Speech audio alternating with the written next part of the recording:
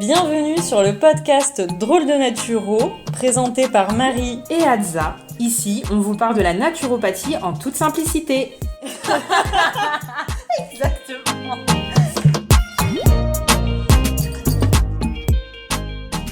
Bonjour à tous, on se retrouve sur le podcast Drôle de Naturo. Salut Hadza. Salut Marie, comment vas-tu ? Ça va et toi ? Eh bien écoute, ça va très bien. Je suis ravie de vous retrouver aujourd'hui pour un nouveau sujet qui sera, Marie... On va parler du cycle féminin et j'ai même envie de dire, du coup, Hadza, des cycles féminins. Tout à fait. On va parler au pluriel et on va vous l'expliquer pourquoi. Dis-nous tout, Marie, comment ça démarre ? Alors, on va commencer en fait juste par décrire brièvement les différentes étapes finalement dans la vie d'une femme.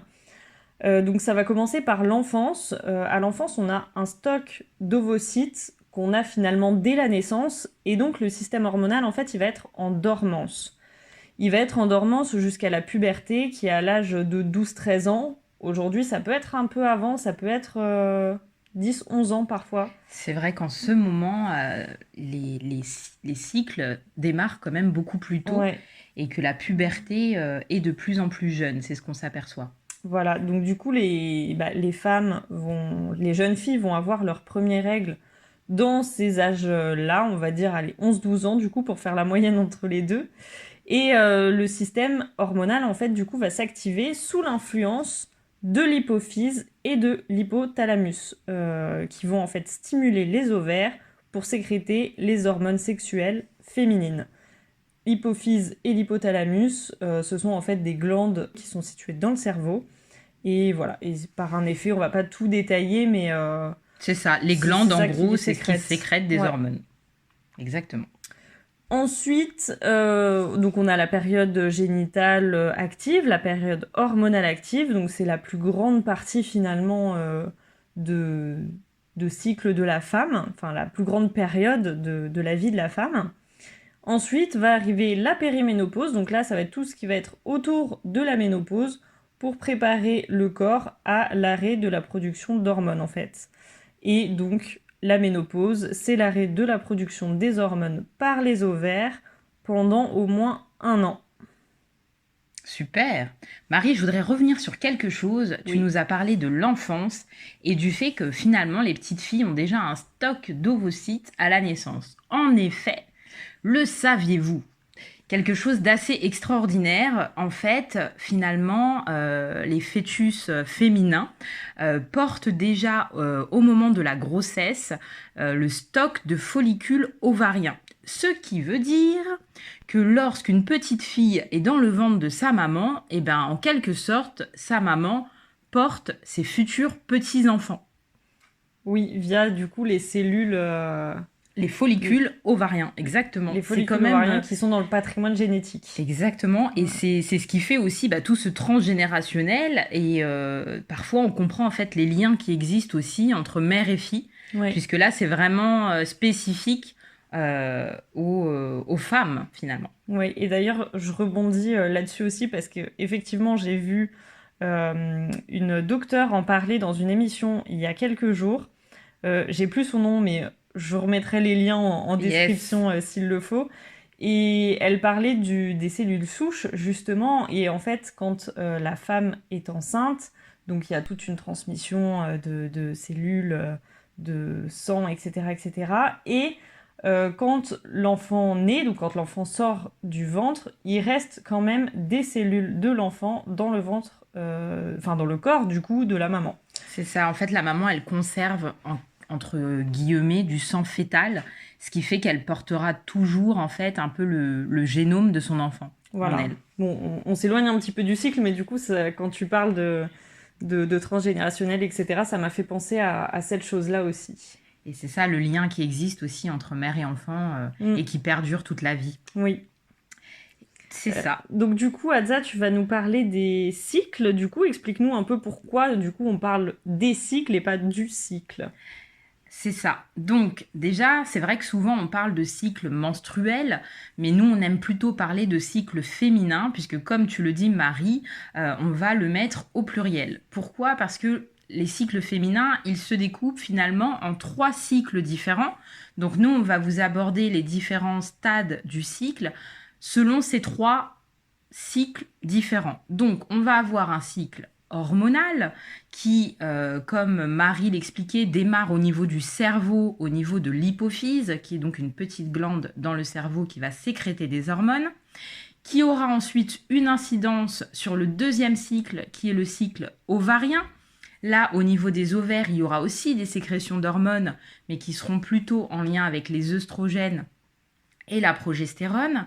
Et enfin, le 3e cycle, c'est le cycle utérin, et c'est finalement comment la muqueuse utérine va réagir aux différentes hormones, et de ce fait, comment la muqueuse va soit dégénérer ou se reconstruire. Je fais juste un petit aparté peut-être pour expliquer, je ne sais pas si ce sera forcément clair pour tout le monde, mais du coup tu parles d'œstrogène et de progestérone.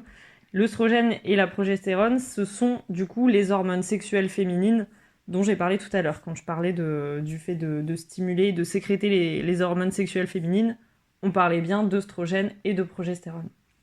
Exact. Donc première partie du cycle féminin, première partie des cycles féminins, je devrais dire. Donc la première partie, c'est ce qu'on appelle la phase folliculaire, et elle a lieu de J1 à J13. J1, ça va être le premier jour des règles, parce que par convention, on fonctionne comme ça en fait lorsque l'on parle des cycles. Donc les menstruations démarrent à J1 et durent à peu près, on va dire, jusqu'à J4.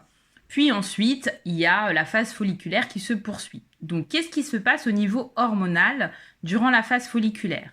Donc au niveau du cerveau, de l'hypophyse, on va avoir une augmentation de la production de 2 hormones qui sont la FSH et la LH. Donc la FSH, c'est l'hormone folliculostimulante, et comme son nom l'indique, elle va finalement stimuler la maturation du follicule ovarien. Donc c'est ce qui va permettre que le follicule, à un moment donné, arrive à maturation. Et la LH, c'est l'hormone lutéinisante.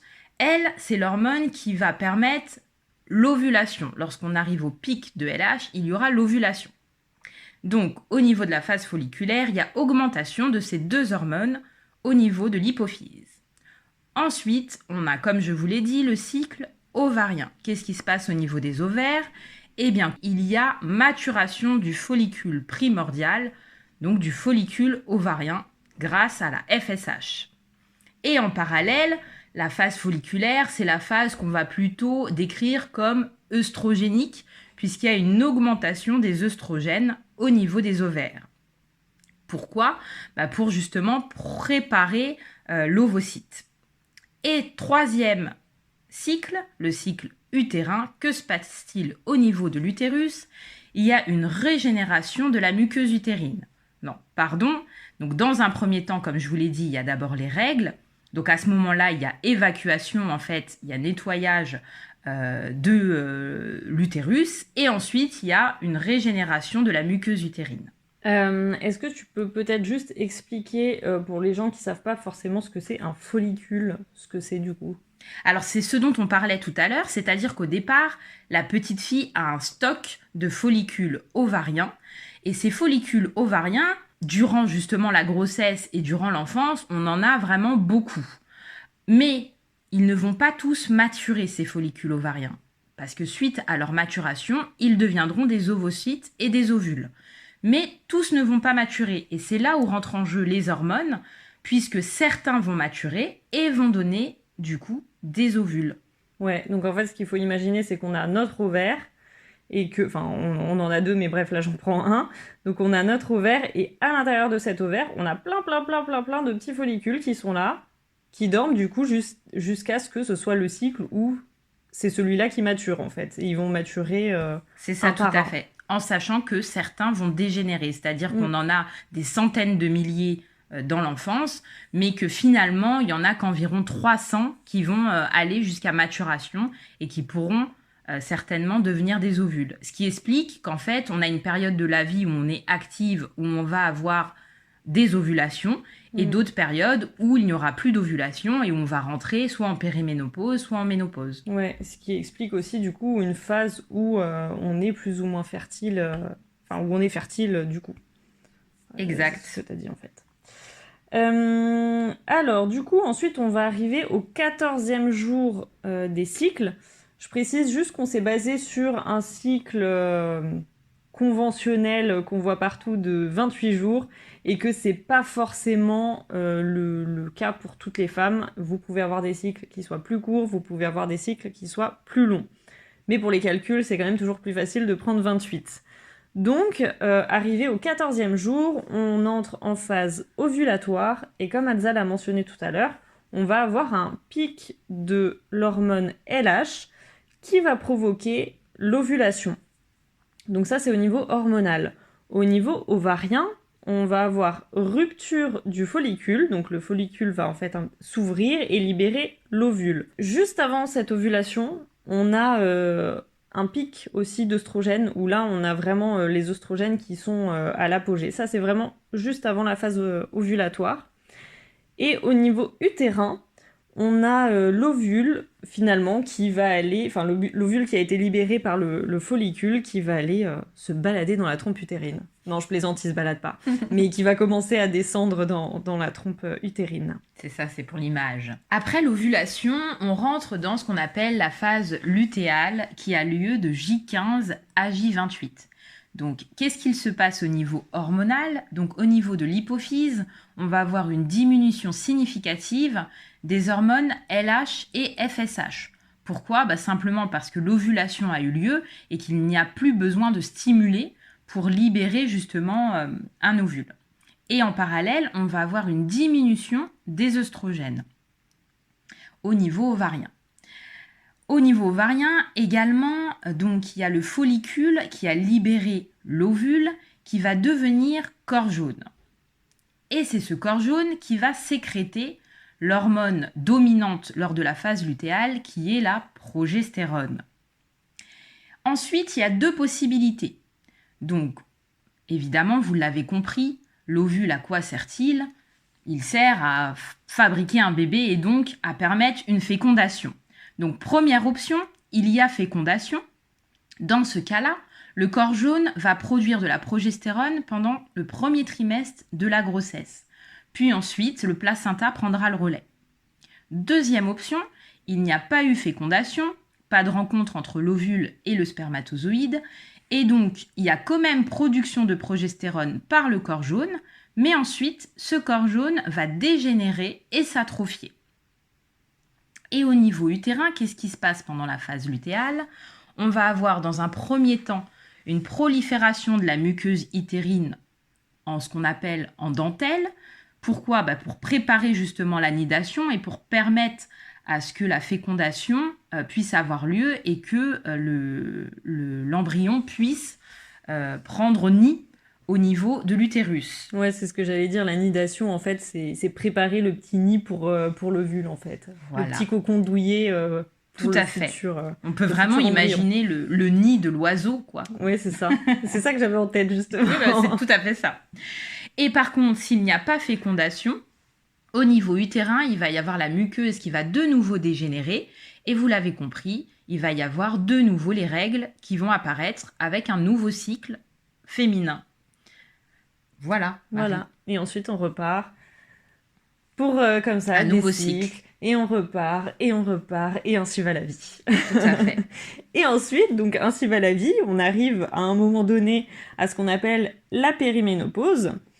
Donc en fait, qu'est-ce qui se passe en périménopause ? Très globalement, on va avoir une baisse progressive des œstrogènes et de progestérone. Donc en fait, il faut imaginer que vous avez une courbe comme ça qui descend, mais pendant cette descente, vous allez avoir des variations d'œstrogènes, notamment d'œstrogènes et progestérone, mais c'est souvent l'œstrogène en fait qui va pouvoir créer les désagréments. En règle générale, voilà, on fait une grosse généralité, ça ne veut pas dire que c'est tout le temps le cas. Et donc, en fait, c'est ces variations d'œstrogènes qui vont provoquer des cycles irréguliers et les désagréments, comme je le disais. Ensuite, quand vous n'avez plus de cycle pendant 1 an, on va entrer dans ce qu'on appelle la ménopause. Et à ce moment-là, en fait, vous avez plus de LH et de FSH qui sont produites par l'hypophyse et l'hypothalamus. Et donc du coup, vous n'avez plus de production au niveau ovarien d'œstrogène et de progestérone. Par contre, vous conservez quand même une petite production au niveau des surrénales. Donc les surrénales, c'est pareil, c'est une petite glande qui va se situer au-dessus des reins. Et par le tissu graisseux aussi, qui va fabriquer aussi un petit peu d'œstrogène par des petits mécanismes chimiques qu'on ne détaillera pas forcément. Voilà. Alors Marie, super. En tout cas, ce qu'on comprend déjà dans un premier temps, c'est que les hormones sont essentielles à la régularité du cycle. Et du coup, dans les prochains épisodes, évidemment, nous traiterons les troubles du cycle menstruel, du cycle féminin et aussi après, justement, au moment de la ménopause et de la périménopause. Et vous comprendrez en effet l'importance d'un équilibre entre les œstrogènes et la progestérone. Oui, tout à fait. En fait, le mot équilibre, il est vraiment partout et du coup, déjà à l'intérieur, au niveau hormonal, il faut un bon équilibre entre tout ça. Et pour avoir un bon équilibre hormonal, il faut un bon équilibre d'hygiène de vie. Exactement. J'aime cette logique. Voilà. On voulait faire aussi une comparaison. Adza, tu vas nous en parler justement entre les cycles féminins et les cycles de la nature. C'est ça, il y a un petit parallèle. Alors, il y en a 2 exactement que l'on peut faire et qui sont assez connus. Le premier, ça va être de lier le cycle féminin avec les différentes saisons. Pourquoi ? Parce que justement, on suit, entre guillemets, une certaine saisonnalité. Et si on devait faire ce parallèle, on dirait que donc la première phase, qui est la phase, on va dire, folliculaire, mais qui démarre avec les menstruations, donc la phase menstruelle, on peut l'assimiler avec la saison de l'hiver, donc qui est une saison où on est plutôt en introspection, où on va justement être replié sur nous-mêmes, et c'est important justement de prendre ce temps au moment de l'hiver. Ensuite, on va avoir l'apparition du printemps avec la phase folliculaire, où les hormones vont augmenter progressivement, où on va avoir des bourgeons qui apparaissent, où la vie réapparaît petit à petit. Puis, on va avoir l'ovulation qui représente l'été, puisqu'il y a le fruit finalement qui arrive à maturation. C'est ça, donc l'ovule. Tout à fait. Et enfin, on va arriver au moment de la phase lutéale, à l'automne, qui est de nouveau une phase où on va être plutôt dans l'introspection, plutôt plus calme, où on va avoir un peu moins d'énergie et on va justement... préparer l'hiver. Tout à fait. Voilà. Et en parallèle de ça, on a aussi une comparaison du cycle féminin avec les cycles lunaires. Pourquoi ? Parce que, en effet, ça a à peu près le même nombre de jours lorsqu'on se fie au cycle classique. Après, c'est vrai que ça reste une moyenne, comme l'expliquait Marie, mais il y a quand même une notion parfois de cycle trop court ou de cycle trop long. Donc, c'est vrai qu'on va parler de cycles normaux, entre guillemets, on va dire, aller entre 25 et 35 jours. Au-delà, c'est vrai que là, on se pose quand même la question de l'équilibre hormonal. Et donc, peut-être tu vas nous les décrire un petit peu, Marie, les liens entre la lune et le cycle féminin. Oui, alors en fait, quand on est en nouvelle lune, enfin entre la nouvelle lune et la pleine lune, donc on est en phase croissante, et ça va correspondre à la phase folliculaire, c'est là où du coup le follicule va maturer, etc. Ensuite, la pleine lune, ça va correspondre à l'ovulation. C'est, comme tu le disais avec les saisons, le fruit, la lune est pleine, voilà. Et ensuite, en phase décroissante, c'est aussi la phase lutéale, la phase de repli, etc. pour retourner à la nouvelle lune, les menstruations. Tout à fait. Finalement, ce qu'on s'aperçoit, c'est que il va y avoir une partie de la population féminine qui va être plutôt calée au moment de ses règles sur la nouvelle lune, comme tu nous l'indiques, mais il va y aussi avoir une autre partie de la population féminine qui va être plutôt calée au niveau de ses règles sur la phase de pleine lune. Donc ça, voilà, c'est assez variable. Et ce qui est important, c'est de comprendre finalement qu'au moment de la nouvelle lune et donc au moment de nos règles, on est, comme on le disait tout à l'heure en hiver, dans une période d'introspection. Et donc c'est plutôt à ce moment-là où on va se poser des objectifs, on va essayer de chercher à comprendre ce qu'on va vouloir créer pour ce nouveau cycle. Et au moment de la pleine lune, quand on se pose justement, c'est plus pour faire le point et savoir si on a atteint justement ce qu'on s'était posé au niveau de la nouvelle lune. Si en fait ça s'est concrétisé concrètement avec la nouvelle lune et le fruit si on parle de l'été. Intéressant. Est-ce que on sait, enfin on fait un parallèle, peu importe, etc., entre du coup les femmes qui ont leurs règles au niveau de la nouvelle lune et celles qui l'ont en pleine lune? Genre, qu'est-ce que ça veut dire, tu vois? Parce que... Je pense surtout que ce qui est important, alors il y a peut-être une signification que je ne connais pas personnellement, mais je pense que ce qui est surtout important, c'est justement de se caler sur ces cycles et de respecter ces rythmes. Parfois, en tant que femme, on voudrait être productive tout le temps, et en fait, on est des êtres cycliques, et on doit justement respecter ce rythme lié à nos cycles, à la lune, aux saisons. Et donc, même si chaque femme est différente, il faut dire ce qu'il y a, il y a certaines femmes qui vont avoir un gain d'énergie dès leurs règles, alors que d'autres vont vraiment avoir besoin de se reposer, de récupérer. Mais de façon générale, c'est vrai que c'est lors de la première phase du cycle, en phase folliculaire, où on va plutôt être énergique, on va réussir à mettre en action nos projets, et en phase lutéale, où on va avoir un temps d'introspection et plutôt de repos, et où il est important de respecter justement le fait de lever le pied. Ouais, je vois tout à fait, et quand on commence à se connaître un peu et à faire attention à ses cycles et à s'écouter, on s'en rend compte. Et moi, je vais partager une petite anecdote, je m'en rends compte souvent si j'ai envie d'être... trop active dans cette phase où justement, juste avant les règles, donc vraiment la phase lutéale, et ben je vais faire n'importe quoi. Enfin, je donne un exemple concret, je suis en train de faire la cuisine, je vais en mettre partout, soit je vais mettre trop de sel, soit je vais en mettre pas assez, il va y avoir la moitié des ingrédients à côté, enfin les trucs qui vont tomber par terre, voilà. Si j'ai vraiment envie d'être active, mais souvent, je remarque que dans cette phase-là, ça marche pas. Il y a un moment, ça marche pas. C'est intéressant. Il faut que je me calme. Il faut y aller doucement. C'est aussi le cas, par exemple, pour adapter son programme sportif, entre guillemets. Oui, tout à fait. Enfin, moi, je fais de la musculation et comme tu le dis, c'est vrai que si en phase lutéale, je veux porter lourd, en général, j'y arrive pas, je risque même de me blesser. Alors qu'en phase folliculaire, là, j'ai un regain d'énergie qui fait que souvent, je dépasse mes performances. Et on se sent plus efficace en fait. Oui.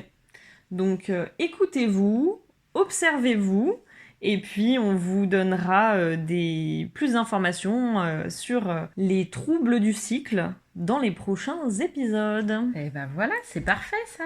Donc du coup, on se retrouve dans 2 semaines, le vendredi. Donc on vous dit à dans 2 semaines. À dans 15 jours, bonne journée. Merci à tous pour votre écoute. On se retrouve dans 15 jours et en attendant, prenez soin de vous et n'oubliez pas que l'équilibre, c'est la clé. À bientôt.